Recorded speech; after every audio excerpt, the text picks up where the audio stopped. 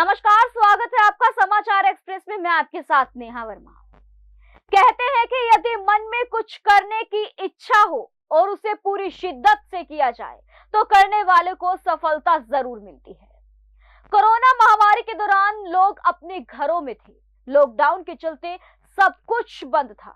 घर में समय व्यतीत करना लोगों के लिए मुश्किल हो रहा था, लेकिन करनाल के दयाल सिंह कॉलेज के रहने वाले राजीव मल्होत्रा लॉकडाउन के समय को बेहतर मानते हैं, क्योंकि इस दौरान उन्होंने जो कुछ किया उसे देखकर कोई भी दंग रह जाएगा। राजीव मल्होत्रा ने अपने घर की छत पर ही इतना खूबसूरत पार्क बना दिया है जिसे देखने के बाद हर कोई दांतों तले उंगली चबा लेता है। उनसे प्रेरित होकर अब उनके आस पड़ोस में भी लोगों ने अपने घरों में पौधे लगाने शुरू कर दिए हैं। पौधे लगाने की राजीव मल्होत्रा की तकनीक भी देखने लायक है। घर पर ही पौधा बैंक बना दिया गया। उनका मानना है कि जितने अधिक पौधे वितरित किए जाएंगे उतनी हरियाली बढ़ेगी। बीमारियों से बचने के लिए घरों में पौधे होना अति आवश्यक है। आपको एक खास बात यह भी बता दें कि राजीव मल्होत्रा ने एक कपड़े की ऐसी थैली तैयार की है जिसे कचरे से बनाया गया है। इस कचरे से बनी थैली को 15 से 20 बार इस्तेमाल किया जा सकता है। अब आप भी मिलिए इस शख्स से जिसने घर में ही पौधा बैंक बनाकर अपने साथ साथ कई लोगों को पौधों के प्रति जागरूक किया है। देखिए करनाल से हमारे संवाददाता तरुण मदान की यह एक विशेष रिपोर्ट। दोस्तों, मैं हूं तरुण मदान और पीछे में दिख रहे हैं समाचार एक्सप्रेस में। आपको बता दूं कि इसमें मौजूद हूं दयाल सिंह कॉलोनी में एक घर पर। आप मेरे आगे पीछे जो हरियाली देख रहे हैं, मैं इसका मतलब ये नहीं कि मैं किसी पार्क में बैठा हूं, बल्कि मैं एक घर की छत पर बैठा हूं जिन्होंने इस घर की छत को एक पौधा बैंक का रूप दे रखा है। आगे पीछे हर जगह देख सकते हैं पौधे ही पौधे आपको नजर आएंगे। और जिन्होंने इसके लिए कड़ी मेहनत की है, दिन रात मेहनत की है, आज वो मेरे साथ बात करने के लिए मौजूद है। उनका नाम है राजीव मल्होत्रा। मल्होत्रा जी, सबसे पहले आपका स्वागत है समाचार एक्सप्रेस चैनल। धन्यवाद तरुण जी, आपका भी बहुत बहुत। मल्होत्रा जी, आपने एक नई पहल की है, समाज को एक नया संदेश देने के लिए आपने बीड़ा उठाया है। ऐसी मोटिवेशन आपको कहाँ से मिली थी? देखिए, लोग ऑलरेडी इसको कर रहे हैं, टेरेस गार्डनिंग काफ़ी अच्छे लेवल पे कर रहे हैं, लेकिन एक जो चीज़ मेरे समझ में आई कि मोस्टली सारे लोग जो भी कर रहे हैं वो terrace gardening most of the times अपने गार्डन के लिए कर रहे हैं। तो मेरा जो माइंड में ये चीज़ आई कि भी अगर ज़्यादा से ज़्यादा टेरेस गार्डन होंगे तो definitely it is going to be helpful for the society. हमारे जो डैमेज हम एनवायरनमेंट को कर चुके हैं ऑलरेडी, उसमें कुछ पार्ट हम अपना प्ले कर सकेंगे। इसके लिए ज़्यादा लोगों को सामने आना चाहिए। अब ज़्यादा लोगों को सामने लाने के लिए मैंने एक नया जो सोचा है कि वो ये है कि भी अगर मेरे को थोड़ी बहुत भी गार्डनिंग आती है, जैसे मैं 1 साल से 1.5 साल से कर रहा हूँ, तो जो मेरे को गार्डनिंग आती है उसका मैं जो स्किल है उसके बेसिक्स के ऊपर काम करते करते प्रोपिगेशन पे ऊपर चले जाऊँ। जब मेरे पास नंबर ऑफ़ प्लांट्स ज़्यादा होंगे तो definitely I will be able to gift them also. जितनी गिफ्टिंग होगी इसके अंदर उतना ही बेनिफिशियल है, उतना ही टेरेस गार्डनिंग का या दूसरी गार्डनिंग का या ट्रीज प्लांटेशन का कॉन्सेप्ट या उसको लोग मुहिम की तरफ लेना शुरू कर देंगे।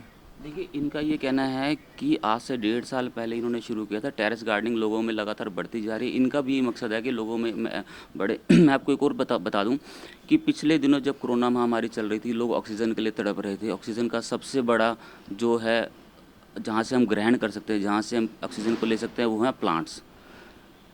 आधुनिक जीवन शैली के चलते चलते अपनी आधुनिकता को बढ़ावा देने के लिए हमने कई पेड़ों को काटा। हमें बचपन में हम पढ़ते थे कि हम कार्बन डाइऑक्साइड छोड़ते हैं और ऑक्सीजन को ग्रहण करते हैं। ऑक्सीजन हमें पेड़ों से मिलती थी, लेकिन अब पेड़ों की कमी के चलते हमने ऑक्सीजन की कमी को देखा, किस तरह से मरीजों को तड़पते तड़पते भी देखा। लेकिन अब ये इनके माध्यम से हम भी ये लोगों से अपील करना चाहेंगे कि सर, ऐसे कौन से प्लांट्स लगने चाहिए जो कि ऑक्सीजन हमें दे सकते हों। आपने जहाँ बैठे हो उस जगह को आपने ऑक्सीजन कॉर्नर का नाम दिया है। जी सर। तरुण जी, बेसिकली तो अगर हम देखें तो कोविड के कारण हम बाहर प्लांटेशन कर नहीं पा रहे हैं। 2 साल से आपने देखा, वो 2 साल पहले हमने गो ग्रीन के नाम से प्रोजेक्ट चलाया था निफा के अंदर, जिसके अंदर मैं प्रोजेक्ट डायरेक्टर भी था। इसमें प्रवेश गाबा जी, डॉक्टर बलबीर विर्क सभी ने बड़ा एक्टिवली पार्टिसिपेट किया और समाज के हर दबके को हमने साथ में लेके, ताकि प्लांट्स की केयर भी हो सके, तो हमने इसको जैसे ननकाना साहब की मिट्टी और पवित्र जल के साथ, पंजा साहब के साथ गुरुद्वारों में भी वितरण किया, बर्थडे पे भी दिया। इस 2 साल में हमें ये हुआ कि कोविड के दौरान हम बाहर नहीं निकल पा रहे थे और being in the medical line also हम प्रमोट भी नहीं इस चीज़ को कर रहे थे कि ज़्यादा से ज़्यादा वॉलंटियर्स को जितना हम इकट्ठा कम कर सकें उतना बेटर है कि लोग इकट्ठे ना हों। अब जो बाहर हम प्लांटेशन करते हैं उसमें हमें वॉलंटियर्स चाहिए होते हैं, इकट्ठा होना होता है। तो ये चीज़ हमारे लिए पिछले 1.5-2 साल से हम हैम्पर्ड थे एक किस्म के कोविड के कारण। अब मैं इसको घर में रहते हुए इसको कोविड का स्वीट इफ़ेक्ट्स कहूँगा। कोविड के one of the sweet effect ये है कि भी मैंने टेरेस गार्डन अपना डेवलप किया और उसके अंदर एक ऑक्सीजन, बहुत बेसिक प्लांट्स हैं, जैसे आपके पीछे एरेका पाम है। ये एरेका पाम है, जब आप इसको मल्टीप्लाई करें, प्रोपेगेट करें बारिशों के दौरान में, उसके लिए हम लगातार वीडियोस भी डालते रहते हैं, एक्सपर्ट्स के ओपिनियन लेते रहते हैं। देन दिस इज़ सिंगोनियम है, इसके बाद सुख शांति है, snake plant is there, song of India is there, aloe vera एक बहुत बढ़िया प्लांट है। ये 6-7 ऐसे प्लांट्स हैं जो 24 आवर्स जनरेटर्स हैं, ऑक्सीजन जनरेट करते हैं। और इनमें से कुछ तो जैसे स्नेक प्लांट है, जेड प्लांट भी है। स्नेक प्लांट का तो एडिशनल बेनिफिट्स हैं कि भाई ये जितने भी गैसेस आपके होते हैं, एल्डिहाइड्स होते हैं, बेंजीन्स होती हैं, जो पेंट्स के थ्रू एमिट होती हैं, उनको भी अब्जॉर्ब कर लेता है। एक बात और मेरे को सुनने में बढ़िया लगी कि ये स्नेक प्लांट से आपका मॉस्किटोज भी रिपेल हो जाते हैं। तो lemon grass, then garlic vine, ये सारी चीज़ें ऐसी हैं जो कि आपके पर्यावरण के लिए ऑक्सीजन भी जनरेट कर रहे हैं 24 आवर्स। एक मनी प्लांट बहुत बढ़िया प्लांट है। ये 6-7 जो प्लांट्स आपको मैं बता रहा हूँ, मेरे जैसा, मैं इसको नौसिखिया कहूँगा, क्योंकि रीज़न बीइंग के भी मेरे को भी 1.5-2 साल हुआ है। सच में पूछो तो जो टेक्निकल कई बढ़िया प्लांट्स होते हैं, लोगों ने बढ़िया बढ़िया लगाया, मेरे को उनके नाम भी नहीं पता है। लेकिन मेरे को इतना पता है कि भाई वो कहते हैं गीता का एक श्लोक पढ़ लो ना, उस पर एक्शन कर दो। तो मैं 8 या 10 प्लांट्स के ऊपर वर्क कर रहा हूँ जो ऑक्सीजन जनरेटर्स हैं, इंडोर्स हैं और ईजिली प्रोपेगेटिव हैं। मेरा मकसद मेन एक ही है कि भी एक से अनेक कैसे बनाए जा सकते हैं। एक से अनेक आप बनाते जाइए, आपके पास इतने बहुतायत हो जाए कि आप लोगों को अपने फ्रेंड्स के अंदर उसको डिस्ट्रीब्यूट करिए, अपने पड़ोसियों को डिस्ट्रीब्यूट करिए, तो डेफिनेटली ये जन मुहिम बनेगी। जो मेरा मानना ये है कि जितने ज़्यादा लोग इसके अंदर इन्वॉल्व होंगे, अब इन्वॉल्वमेंट के लिए तो यही है कि भी आप इंडोर प्लांट है, ये जल्दी डाई भी नहीं करेगा, क्योंकि जो बंदे ने अपने घर ही लगा लिया तो नेचुरली उसकी केयर भी करेगा। हाँ, मैं ये नहीं कहता terrace gardening is one of the part, but basically हमें जो वर्क करना चाहिए वो बड़े पेड़, हमारे पूजनीय पेड़ जो हैं नीम, पीपल और बरगद, वो एक पेड़ 100 पेड़ों के बराबर है। ठीक है, तो जितने आप वो पेड़ भी लगाइए, टेरेस गार्डनिंग भी करिए, और कुछ फल वाले जैसे जामुन, अभी हम जामुन भी प्रोपेगेट करेंगे, बीज से बनाएंगे। कड़ी पत्ता होता है, उसके भी अभी बनाने जा रहे हैं। तो ये इस मानसून के अंदर हम डेफिनेटली कुछ प्लांटेशन भी करेंगे, लेकिन हमारा और वॉलंटियर्स का मेन फोकस जो रहेगा वो प्रोपेगेशन और गिफ्टिंग के ऊपर रहेगा। देखिए, ये थे राजीव मल्होत्रा जी, जिन्होंने यह बताया हमारे को कि किस तरह से कौन कौन से ऐसे पौधे हैं जो कि ऑक्सीजन जनरेटर हैं। इनका मेन मकसद ये है कि इनको मल्टीप्लाई किया जाए, इनको आगे से आगे बांटा जाए, लोगों को इसके अंदर आना चाहिए, इसको जनमुहिम बनानी चाहिए ताकि ऑक्सीजन की कमी को दूर किया जा सके और पर्यावरण को सुरक्षित किया जा सके। मल्होत्रा जी, आपने इतना बड़ा टेरेस गार्डन बना दिया, इसकी देखभाल के लिए आपको कितना समय लग जाता है और आप कितना समय यहाँ पर दे पाते हैं? चलिए, एक राज की बात बता देता हूँ। मैं इतना अर्ली राइज़र नहीं था, मैं 8 बजे 8:30 बजे से पहले नहीं उठता था। तो आजकल मेरा 5:30-6 बजे जब नींद खुलती है तो मैं ऊपर टेरेस पे आ जाता हूँ, and it is really enjoyable. ऊपर मैं 1-1.5 घंटा लगाता हूँ, और उस दौरान में मैंने योगा भी अपना रखा हुआ है। यहाँ बढ़िया बढ़िया भजन सुनते हैं, साथ में योगा करते हैं, और साथ में थोड़ा प्लांट्स का देख लेते हैं। इसी तरह इवनिंग को मैं वाइफ के साथ 6:30-7 बजे। 2 चीज़ें बताना चाहूँगा, क्योंकि मैं मेडिकल फील्ड से हूँ, मेरा अपना personal experience, because I am hypertensive also, तो मेरा अपना पर्सनल एक्सपीरियंस ये है कि कोई भी जो पर्सन इसके साथ जुड़ता है, डिप्रेशन और हाइपरटेंशन 2 ऐसी चीज़ें हैं, they are plants are very much reliever for them. मतलब कि उनको 110% बेनिफिट होगा।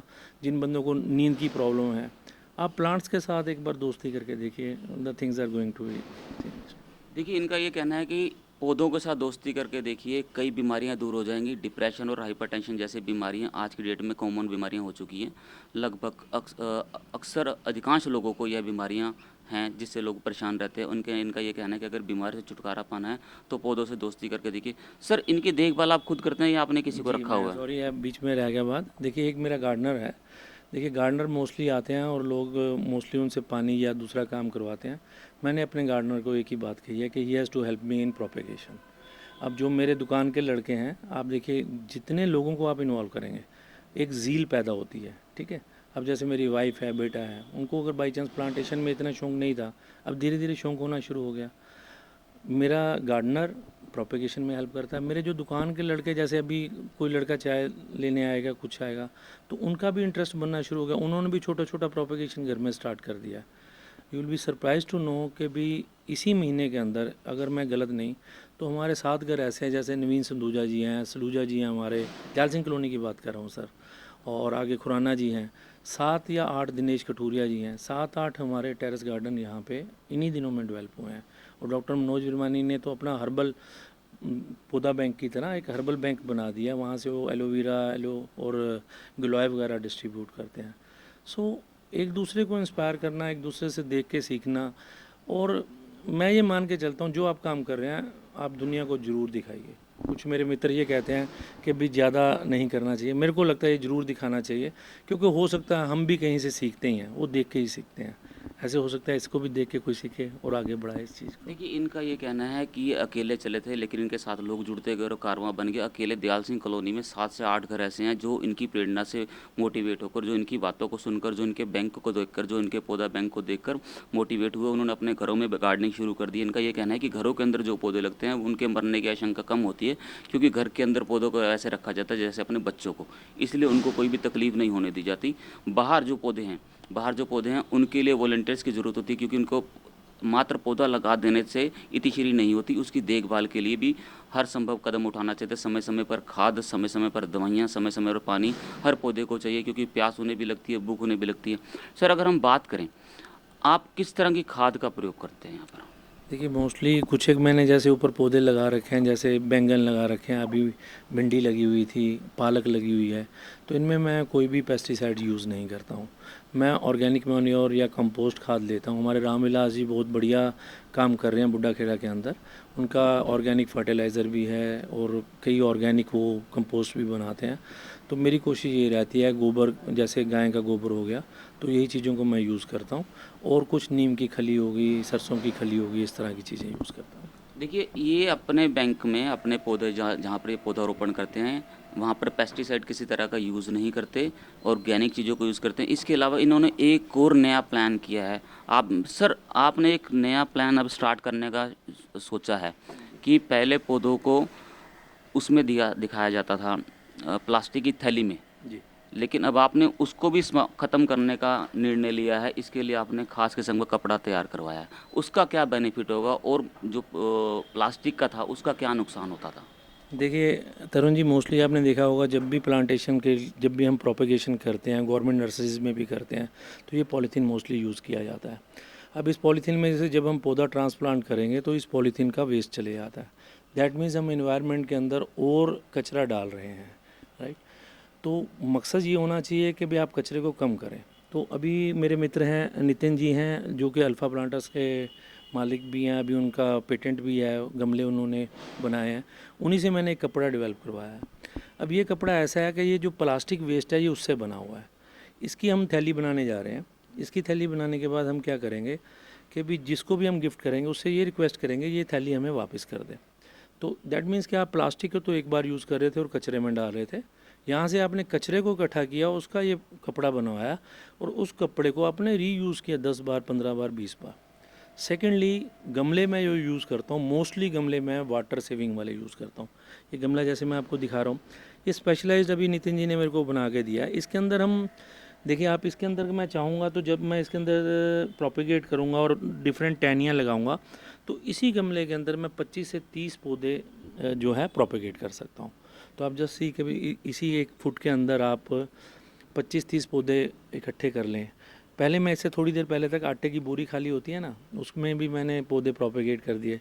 तो 1 फुट बाय 1 फुट के अंदर आप 50 पौधे तक प्रोपेगेट कर सकते हैं। जो नाम मैंने अभी लिए आपको, ये बहुत ही बढ़िया पौधे हैं अंदर के लिए, इंडोर के लिए, आउटडोर के लिए। आप पीपल, नीम और बरगद को ना भूलिए बिल्कुल भी, वो तो उनका स्टैंड अपनी जगह पे है, उनको तो करना ही करना है, उनको तो प्रोपेगेट करना ही है। जब बरसातें आएंगे उनको प्रोपेगेट करेंगे, अभी प्रोपेगेट भी करेंगे और लगाएंगे भी, प्लांटेशन भी करेंगे उसकी। लेकिन जब तक हमने प्लांटेशन वो स्टार्ट नहीं करनी, और इस गर्मी के दिनों में ये तो पौधे इजीली किए जा सकते हैं। मेरे सभी गार्डनिंग लवर्स से, जिनको गार्डनिंग का ABC भी आता है, उन सब से एक ही रिक्वेस्ट है कि आप प्रोपेगेशन में जाइए। प्रोपेगेशन में जाएंगे, गिफ्टिंग में जाएंगे तो जन मुहिम बनेगा, लोगों के अंदर अवेयरनेस आएगी। प्लांटेशन की आपको ज़्यादा किसी को कहने की ज़रूरत नहीं पड़ेगी। ये देख सकते हैं, मैं आपको दिखाना चाहूँगा, ये वो कपड़ा है जो कि कचरे से बना है, लेकिन इसकी थैली के अंदर आगे से पौधा वितरित किया जाएगा। इसी थैली के अंदर पौधे को लगाया जाएगा, पौधा वितरित किया जाएगा, जिसको दिया जाएगा उसको रिक्वेस्ट की जाएगी कि वो इस कपड़े को दोबारा से वापस कर सकता है, क्योंकि इसको हम रीयूज़ कर सकते हैं। प्लास्टिक की थैली को हम रीयूज़ नहीं कर सकते थे। इसका प्लास्टिक की थैली को एक बार ही सड़क पर डालने से हम एनवायरनमेंट में और कचरा डाल रहे थे, लेकिन इस कचरे से बने कपड़े को हम 15 से 20 बार ही रीयूज़ कर सकते हैं। और इसके अलावा मल्होत्रा जी का सबसे बड़ा कहना है कि इन्होंने जो भी गमले लगाए हैं उसमें वाटर सेविंग है। इन गमलों के अंदर ज़्यादा से ज़्यादा टहनियाँ लगाई जा सकती हैं। इनका मेन मकसद ये है कि ज़्यादा से ज़्यादा प्रोपोगेट किया जाए, ताकि जितने भी गार्डनिंग लवर्स हैं इनके द्वारा जो चलाई गई मुहिम है उसको जन मुहिम बनाना है। इनका ये भी कहना है कि जो हमारे पूजनीय पेड़ हैं उनको कभी नहीं भूलना, उनको भी प्रोपोगेट किया जाएगा, साथ ही साथ दूसरे पौधों को भी प्रोपोगेट किया जाएगा, ताकि अधिक से अधिक पौधे लगाए जाएँ, लोगों के अंदर अधिक से अधिक जागरूकता पैदा हो। मैं Tarun Madan, senior camera person, Sunny Chaudhary, Samachar express के लिए धन्यवाद।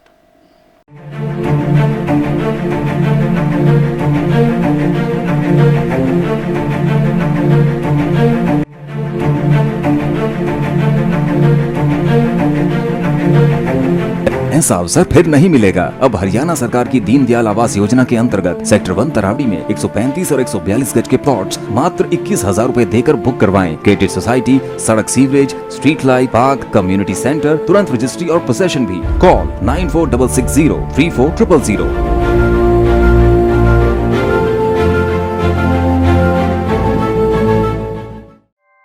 ऐसे ही लेटेस्ट खबरें पाने के लिए बेल आइकन को क्लिक कर हमारे चैनल को लाइक, शेयर एंड सब्सक्राइब करें। धन्यवाद।